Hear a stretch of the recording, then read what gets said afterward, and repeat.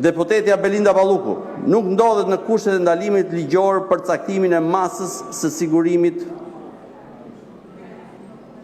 arrest me burg të parashikuar në pikën 2 të nenit 230 për shkak se a nuk është grua shtatzën, nuk është një grua shtatzën ose me fëmijë nën moshën 3 vjeç dhe që jeton me të. Nuk është një person që ndodhet në gjendje shëndetësore veçanërisht të rëndë. Nuk është person që ka kaluar moshën 70 vjeç, nuk është një person toksikoman apo i alkoolizuar për të cilin zbatohet një program terapeutik në institucion të posaçëm. Zoti kryetar, kërkoj që të vëmendje nga salla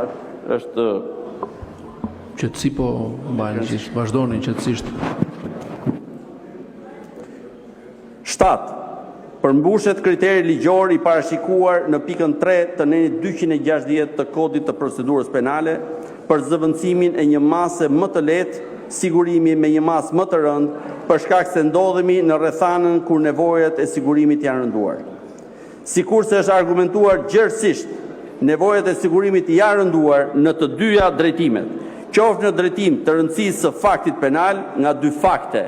Kemi shkuar tashmë në 11 fakte penale, vepra penale të dyshuara, qoftë në drejtim të sanksionit të parashikuar për veprën penale konkrete. Sanksioni ka shkuar potencialisht nga maksimumi në 10 vjet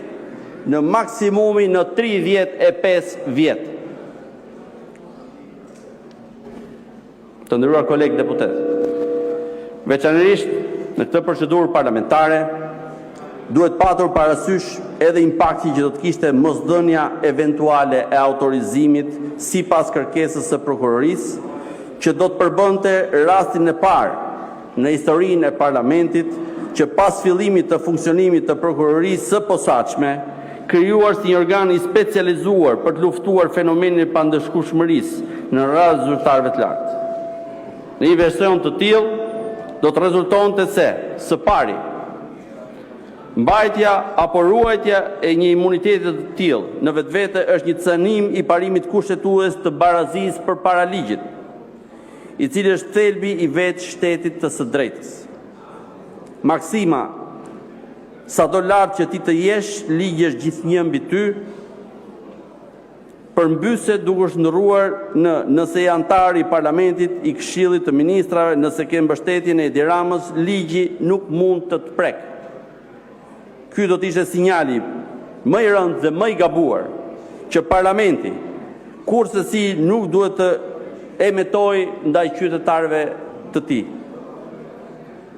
Atyre që na përfaqësojnë, atyre që sot na ndjekin, atyre që kanë patur interesin ta ndjekin me dyert të hapura